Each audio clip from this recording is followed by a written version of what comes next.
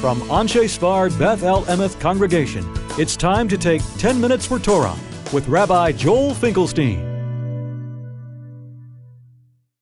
Welcome to our discussion of Parsha Vayetze, dreams in Judaism. We have in the Parsha a dream of Jacob as he sees the ladder going to heaven. Vayachalom, he had a dream. V'nei sulam utzav arza, there was a ladder whose feet were on the ground. V'rosho magia shamayma, and its head was in the heavens. V'nei malchei Elokim olim v'yordim bo, the angels of God were going up and down on it. The question is, it just says Vayachalom, he dreamt. Who says that it's actually God speaking to him or showing him this image? In fact, both the Or HaChaim, who only lived a few hundred years ago, and the Ralbag, who's more in the Middle Ages, both said the same thing about this. And that is that since there's such great clarity to it, since he saw it as if it's really happening right now, therefore he knew it was not just a dream, it was a prophecy.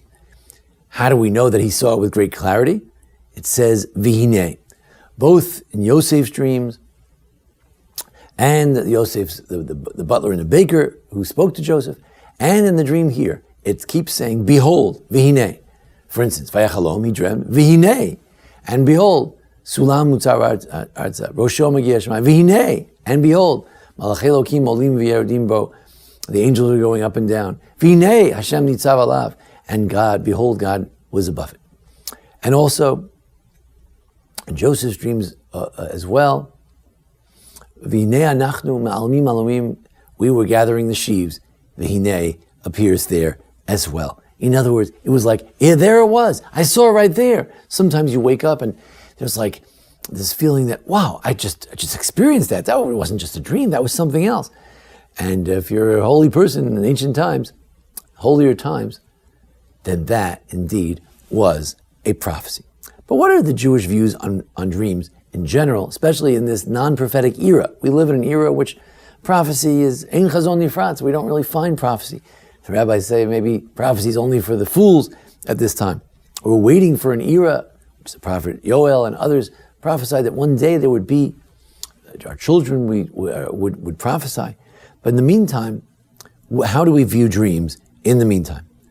So, in a recent Daf Yomi on Menachos 84b, it said there, Rabbi Yochanan said, Rabbi Elazar said that I saw the explanation for Rabbi Yochanan saying, and I know it's true because Rabbi Yochanan chazoi b'chalom, he saw Rabbi Yochanan in a dream, so he knew milsam al yasa amin. I must be saying something right because he saw Rabbi Yochanan in a dream. This gave him some indication. But there are many Talmudic views, especially in the Gemara and Brachos, final chapter, and elsewhere, about what the Jewish view on dreams is. Brachos 10b, so Reb Hanan said that when a dream appears to you, he says, even if it says that you're going to die tomorrow, you can still pray. Now, don't worry about it. As a matter of fact, there was a recent article in the New York Times Weekend Review section where it said that a certain researcher on dream philosophy and dream psychology, biology, he said that perhaps the dream is preparing you for the crises of the next day. So you're dreaming that something terrible will happen. It prepares you for the next day. You're biologically prepared for it, and then spiritually you should pray for that not to happen, and then you're more well prepared for that crisis and for that day. Rabbi Yochanan says that you can always pray that it'd be better, and also should bring 3 people and try to let them tell you that it's going to be good. Because if they say it'll be good, that'll change the way it is. That's, after all, the Gemara says, it depends what people say about it. That's what determines the dream. So he said, gather 3 people and let them say, Tava hu v'tava levi. It's good and let it be good. And when a person is reassured that the dreams they had, as bad as they seemed, are actually good ones, the person will feel much better. Whether this means that he really thought dreams had substance or it just makes you feel bad and he just wanted to help you feel better, that we don't know for sure. Shmuel, from Babylonia, he said as follows. Brachos 55b, Shmuel, when he saw a dream, if it was bad, Chalma Bisha, he would say, Chalamos Shavi Daber. He says, who dreams? Pasuk in Zechariah, chapter 10, verse 2. Dreams are false. But if he had a nice dream that predicted something good, so he'd say, Chalom Daber Bo, after all, Moses was spoken to in a dream, so let it be for the good. So he also was trying to twist it around, depending on whether it was good or bad. Again, you could suggest that he truly believed that dreams had effect, or that they're fungible, or that they had no effect. He's trying to bring them into having an effect. Rabbi Yonatan suggests, Ein marin lo la'adam ala mehure libo.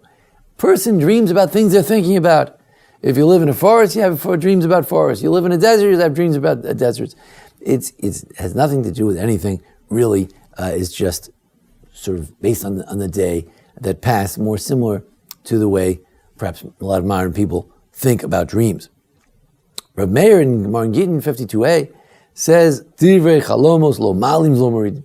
Dreams don't matter one bit at all. It doesn't help to make it bad. It doesn't matter at all. In fact, the Gemara in Brachos 55b says that one particular rabbi said that he once went to 24 interpreters of dreams in Yerushalayim, and they all told him different interpretations. So we see that we see kol hachalomos holchemar harpeh, that it depends what the person says. If someone tells me it's a bad dream, then I start to worry, and then it becomes a bad dream.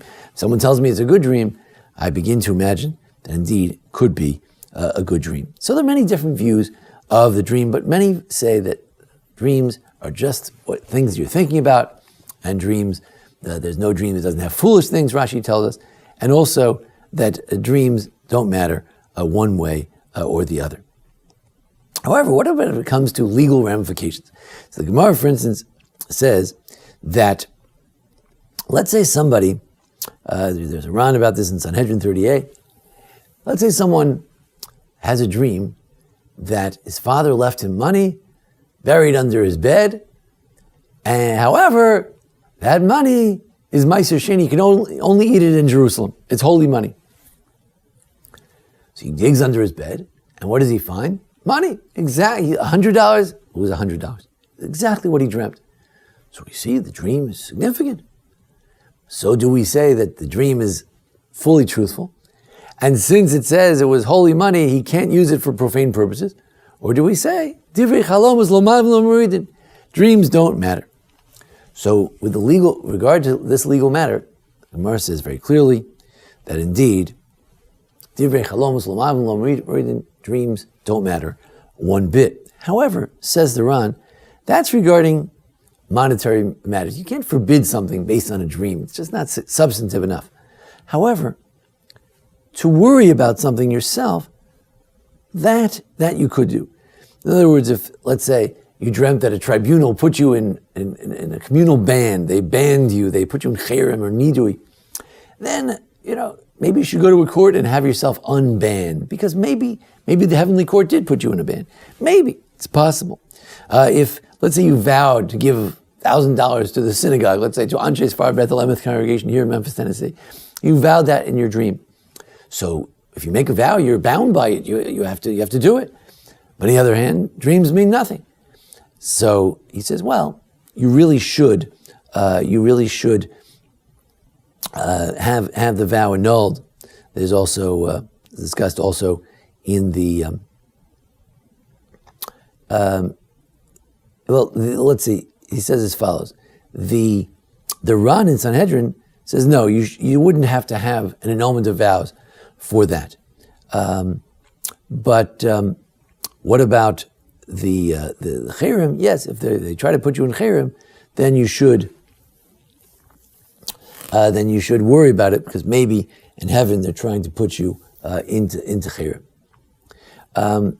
If you feel like it was a very vivid dream and you had something that really worried you, you can always worry about it. Maybe from heaven they're trying to encourage you, says the Ritva in Tainis 12b. Maybe from heaven they're trying to encourage you to have some misayrus, to stir yourself up to do tshuva. You wouldn't want to ignore a dream like that. But as far as legal matters go, divrei chalomos lo malim lo moridin. So Sometimes we have certain visions of things that might happen.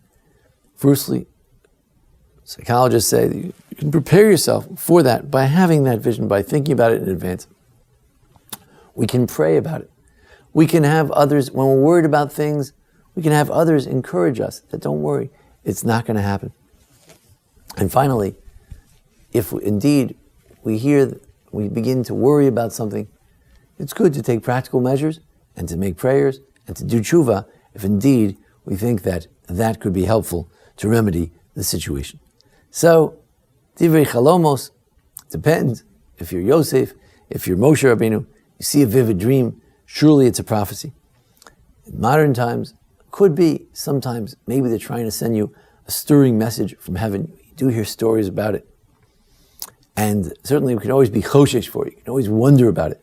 But in general, we say, divrei chalomos, lo maim lo moridim. Dreams don't matter. And it's called a chalomos holchim achar peh. You have a certain feeling. Depends what you do with it. You have a feeling of depression that overcomes you. Depends what you do with it. You say, oh, I'll use that bad feeling to take care of some things I need to take care of. That would be a positive way, putting a positive spin on our dreams, our feelings, our inclinations. That's the best thing we can do, is even in the face of the most horrific dreams, we can try to put a positive face, turn it around. Chalma tava hava, tava lehevi. We can say even the worst dream, it's a good dream, and let it be good. Thanks for joining us here at the Anshe Sfard Beth El congregation here in Memphis, Tennessee. Join us each week for a discussion of the Parsha. And thanks to Jason Lefkowitz, our producer. Thank you. This has been 10 Minutes for Torah with Rabbi Joel Finkelstein. To learn more, visit asb.org.